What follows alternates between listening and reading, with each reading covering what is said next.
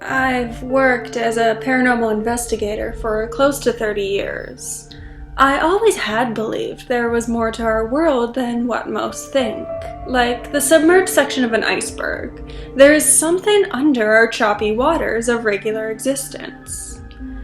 I suppose there is little reason to take this job other than that belief. It certainly isn't for the money or respect, but I would be lying if I said my early years in this profession didn't test my faith in the existence of the paranormal world. For the first 4 years of my work, I found nothing. No evidence of even a single paranormal phenomenon in any of the cases I took. There were hordes of unconfirmable ghost sightings, hauntings that were explained away by natural phenomenon, and even the odd prankster or two. I felt like I was floundering. I started to wonder if I had followed a road that led nowhere. My destination nothing but a hazy mirage perpetually on the horizon. That was, until I took a case in 1997. My most haunting case, still to this day. The case of the Grinning Man. "Do you mind if I record this interview?" I asked. "No, that's okay," Audrey said. We were in the living room of her small home. Audrey sat on the sofa across from me, a 35-year-old woman that looked closer to 50. She was small, hunched over as if a weight pressed on her shoulders. I placed the tape recorder on the coffee table and pressed the record button. Inside, the cassette tape whirred to life. "Audrey, thank you for calling me to investigate your problem. I want you to know I'll take your claims seriously and investigate them as such. Whatever the outcome may be, if the phenomenon you are experiencing is paranormal or natural, I'll seek to find the truth the best I can." "Thank you." "Please, start from the beginning." She sighed and brushed some stray, frazzled hair behind her ear with one hand. I could see she was at her wit's end. Her face bore deep wrinkles beyond her age, her eyes contained within dark purple sockets, and her nails chewed away to ragged edges. Whatever she was experiencing, paranormal or not, was certainly real to her. "Okay," she began. "I guess it all started when I was a baby." "That far back?" "Yes, my first memories are of seeing him." "Him?" "What I call the Grinning Man." She shuddered when she said it. "The thing that's been haunting me my entire life. I can even remember him as a baby. It's burned in my memory. He dresses like someone from the 40s or 50s, with a tan trench coat and black fedora. I was laying in my crib when I first recall seeing him. He gripped the crib's bars while he peered down at me through them, looming over a little helpless me like an ominous mountain. Just thinking of it turns my stomach." "And he was grinning at you?" "Yes, like he always is." "Have you ever heard people describe a psychopath's grin, where their smile is there and looks friendly enough, but if you look closely, you can see their eyes hold nothing?" "I think I understand. His smile is like that. It's like he has reptilian eyes. Unfeeling, cold, predatory, evil. Must have had quite an impact on you, considering you remember it from that far back. Has he been cropping up your entire life?" "Yes, it's sporadic. Sometimes I'll go years without seeing him. Other times I'll see him multiple times a month." "What's a typical encounter like?" "Well, he'll appear out of nowhere. Then he stands as still as a statue and watches me with that sick grin of his plastered on his face. He could show up anywhere, at any time. Among the trees as I walk through the park. From a random house's window as I walk down the street. The shadows of my own home when I get a glass of water in the middle of the night. Does this entity ever say or do anything? No. Always silent. Always unmoving. Just tracking me with his eyes. Interesting. Do you ever feel anything when you see this entity?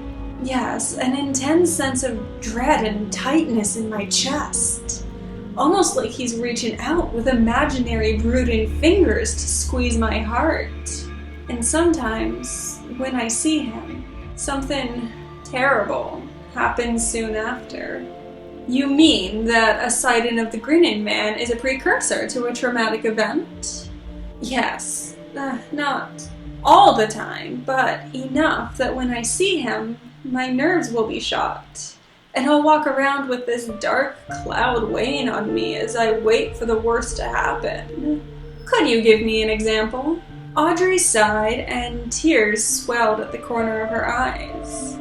She averted her gaze and looked out the window. If it's too difficult, you don't have to. No, it's okay. She reached for the tissue box on the coffee table, took a couple, sniffled, and dabbed her eyes. The worst incident was in 1993. I had been married for 3 years and had just given birth to our first child.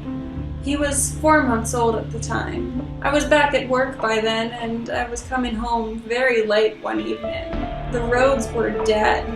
A bad storm had just passed through, and I still remember the long, colorful glows from the traffic lights and street lamps across the wet roads. I came to a stop at a red.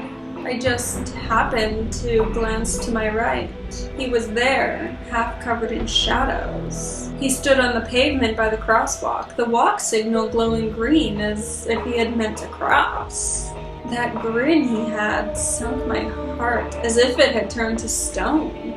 I don't know exactly how long I stayed there, locked in his gaze. But when my light turned green again, I got out of there as fast as I could. When I looked in the rear view, I saw his silhouette in the street, watching me as I fled. I knew I'd struggle to sleep that night. I was shaking and felt like throwing up. I had to take a Valium, and that helped. I plopped into bed and passed out more than fell asleep. I was awoken by my husband, frantically shaking me in the morning. His face was pale, a look of sheer, terror-filled panic I had never seen before. Our son had passed away in the night. The death was ruled a SIDS case. I sat in silence, giving Audrey a moment as she let her emotions out. At the time, I wasn't sure what to think. Her story was unique, far from the standard ghostly apparitions others saw. I was intrigued. I did wonder if it was a mental condition. I had encountered a schizophrenic who had believed their hallucinations were a result of paranormal phenomena on a previous case, though their condition had been more apparent, even to me. If Audrey was ill, it was not obvious. Audrey, have you seen any medical professionals? Is it possible that your sightings could be hallucinations? Yes, I have. I had kept the Grinning Man a secret my entire life. After all, who would believe me? I even kept it from my husband, but after our son had died, I had to tell him. I don't know why, but I just did. He was obviously concerned for me, my mental health. He wanted me to see a therapist. I refused at first. We had a lot of fights about it, and eventually he forced me to go see someone. What did they say? Well, I was put through the ringer. Eventually, I was diagnosed with psychosis. I was put on meds, went to therapy twice a week, and none of it helped. He would still show up. Eventually, I quit the meds, quit the therapy. Waste of time and money as far as I was concerned. But my husband thought different. He didn't like that I had quit all of it, and our marriage kind of fell apart from there. But I was, still am, convinced what I was experiencing is real. That's why I came to you. I figured someone like you would at least take my story seriously. I nodded. I do. And there's another reason I sought you out. Please. Well, I need help. I've been seeing the Grinning Man a lot more lately. He's been appearing more frequently than ever before. How often? Every few nights for the past 2 or 3 months. He only shows up at night now, usually outside my bedroom window, and I did see him in the hallway last week. I never used to sleep with my bedroom door closed, but I do now. I don't know if I can take it much longer. My nerves are shot.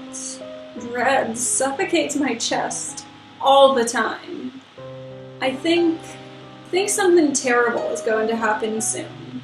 I'm scared of what he might do to me. But you can prove it, right? You can prove he's real? You can help me get rid of it, right? I'll try, Audrey. I'll try. After the interview, I tested her home for electromagnetic fields. Strong EMFs can often be responsible for hallucinations of apparitions, or that creepy feeling that elicits goosebumps on the back of your neck. It often causes people to believe they're experiencing a haunting. In reality, it's usually just poor electrical wiring or old and dirty wall sockets bleeding electricity into the environment. Those EMFs can mess with people's senses. Though Audrey's sightings of the Grinning Man were not tied to a particular location, I figured EMFs may be responsible for her latest string of sightings that occurred primarily in her bedroom. But after a sweep of the house, I detected nothing abnormal. I then set up a camera on a tripod in her bedroom. It sat beside the head of the bed and had a complete shot of her room, including the window on the opposite wall and the door on the right that led into the hallway, both places she had seen the Grinning Man previously. I showed her how to record and instructed her to do so when she went to bed. I also gave her a nightlight to plug into the outlet so the camera could see. Night vision and thermal imaging cameras were well out of my budget back then. I swung by her house the next 2 mornings to collect and review the tapes. Those nights were uneventful. On the 3rd night, I got a frenzied call from Audrey. The ringing jarred me awake.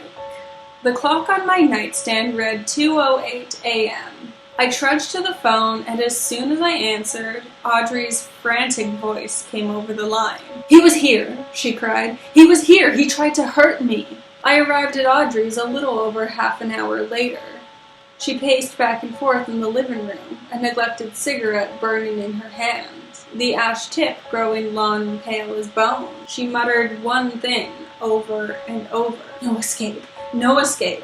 No escape!" It took a minute to calm her down. At first, she looked right through me as if I weren't there, her eyes distant and fear-stricken as she continued to mutter, "Can't escape," until the words burned in my ears. I eventually ushered her into the kitchen and sat her down. I found some cocoa in the cupboards and made her a warm cup. It seemed to help, a little. Her trembling stopped. "I'm going to watch the tape," I said. "Do you want to watch it with me?" She shook her head adamantly. She waited in the kitchen while I watched. She had a VCR player hooked up to a CRT television in her living room. I sat on the edge of the coffee table rather than the sofa for a closer view. I inserted the tape and the TV came to life, with a view of Audrey's room bathed in dim orange from the nightlight, and the window at the far end shined with a pale glow from the moon. The footage wasn't great, being comparatively rudimentary for what we have today. The picture quality was grainy and sometimes wavered in the way those VCR tapes did, but it was enough to see what I needed to. I fast-forwarded the tape until the text on the bottom right corner read 1:30 a.m. I sat with a pen and notepad in hand and I still have my notes from what I saw on that tape. 1:30 a.m. Audrey asleep in bed, nothing untoward.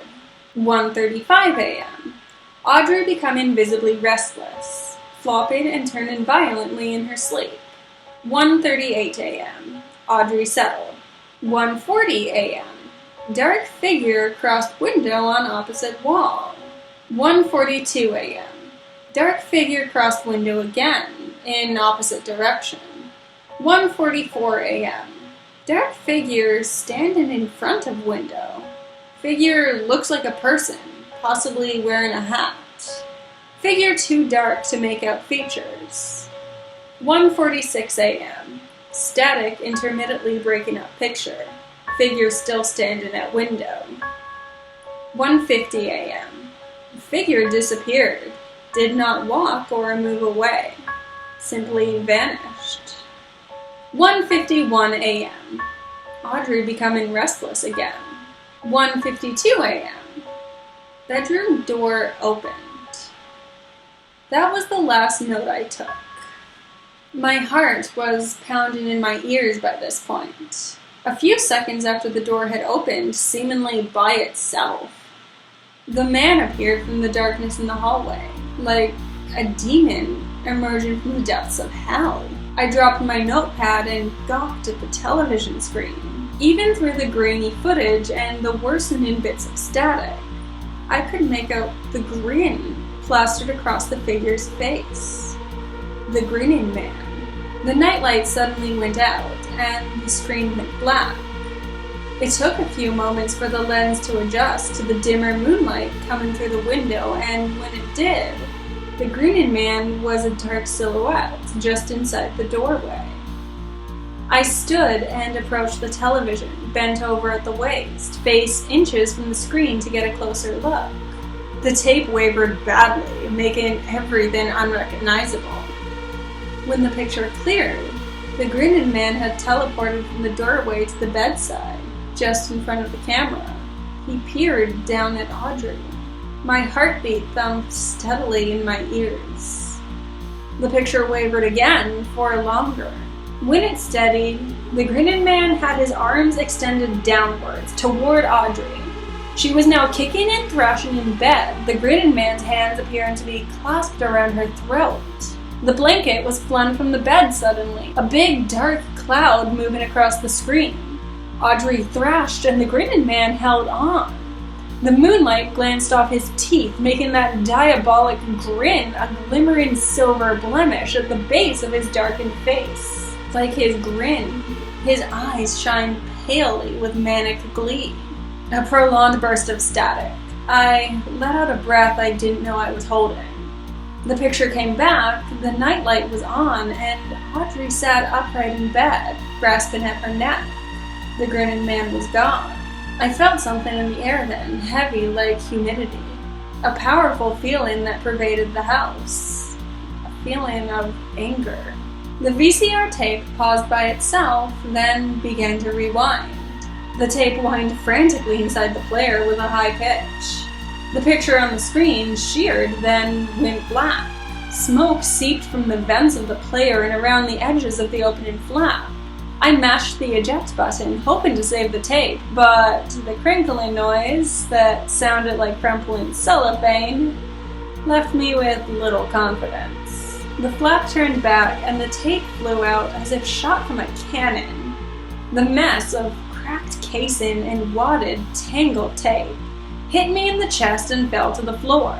The television flew off the cabinet suddenly, pushed from an unseen force, and landed before my feet with the screen shattering. Audrey came in from the kitchen, alarmed. She glanced at the TV laying busted on the floor, then at the tape next to it, and then at me. What happened? He's real, I said breathlessly. I saw it on the tape. He's real. Perhaps it was foolish to believe simply leaving the house would have helped, but it was the only thing I could think to do. I took Audrey to a nearby motel and booked us into neighboring rooms. I sat on the edge of my bed at a loss. I had completely underestimated what we were dealing with. Until watching that tape, I wasn't even sure the entity was real, but not only was it real, it was dangerous.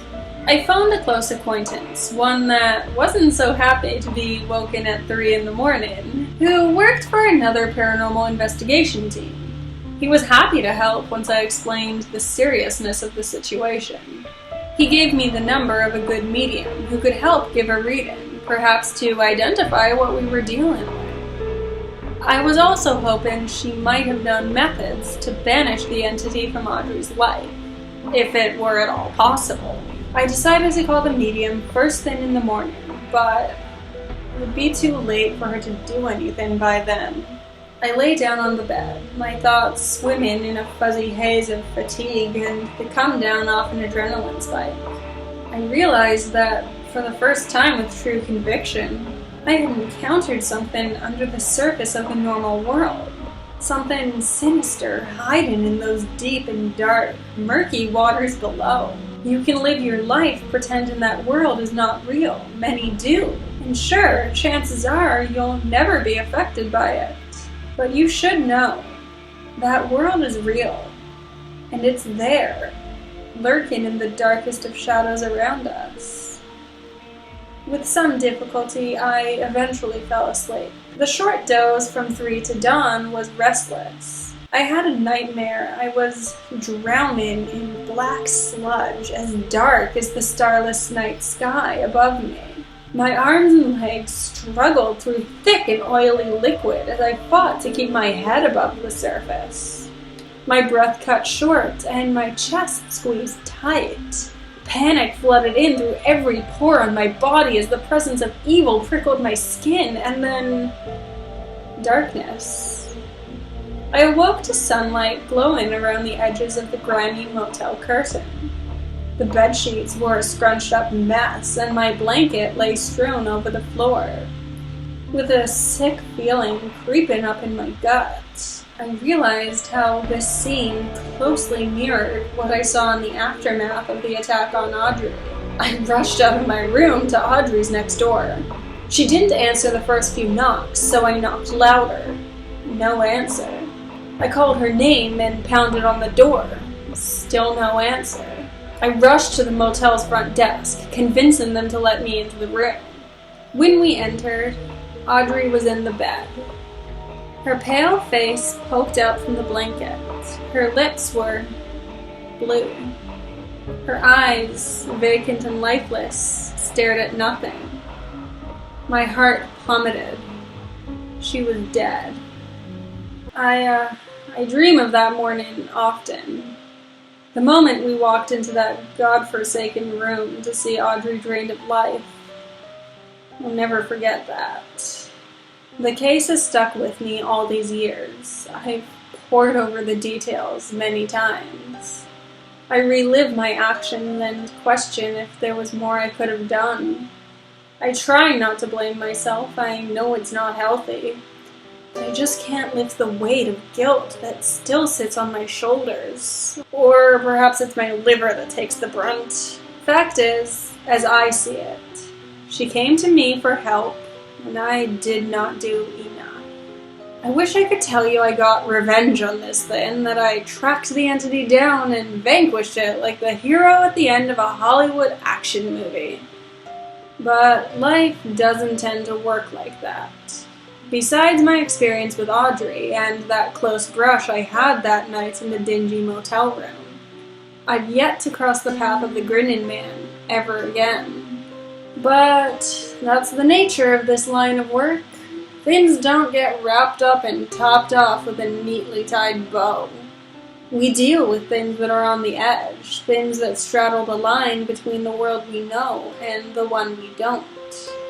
Things are hazy, transient, and often unknowable. Neat resolutions don't find their way to us easily. I can tell you that Audrey's death was eventually ruled a case of sudden arrhythmic death syndrome, or SADS. As you can probably guess, I have some doubts that was all there was to it. I still called the medium. We met a couple of weeks after Audrey's passing. We went to the motel and booked the same room Audrey had died in. The worker at the desk was certainly curious as to why I insisted on that room, but I refused to say. The medium's face drained of color the second she stepped inside. She walked around the room in silence for 10 minutes. She moved slowly, intently, closing her eyes and breathing deep as she tapped into a strange, ominous world. Can't say I envy her talents. Something incredibly powerful, she eventually said. It's not here now, but I can still feel its vestiges. How long ago did this happen? A little over 2 weeks. A grave expression crossed the medium's face. Yes, very powerful. Do you know what the entity is? Not precisely, but I can say that its soul is black and twisted. That thing has a soul? All intelligent forces do. And what do you mean by black and twisted? I mean, the entity is a corrupted agent of death itself. I was speechless for a moment as the weight of her words robbed me of breath. A drip coming from the sink in the bathroom was the only thing to break the crushing silence. What can we do about it? I asked. The medium smiled wistfully. At my naivety, I assume. I was young and inexperienced and ready for a fight. She knew that. Then her expression grew dark as she took one last look over the room. Not a thing, she said. Hey there, boils and ghouls. The story you just heard was The Grinning Man by Reddit user SSA89. As per usual, I'll be including the links to the original story in the description box down below, so make sure that you go check it out and give the writer your love. Beyond that, if you enjoyed the video, make sure that you give it a like, leave a comment down below, share it with your friends, and make sure to subscribe to this channel for more spooky, scary content. Thank you guys for watching, love you, see you next time.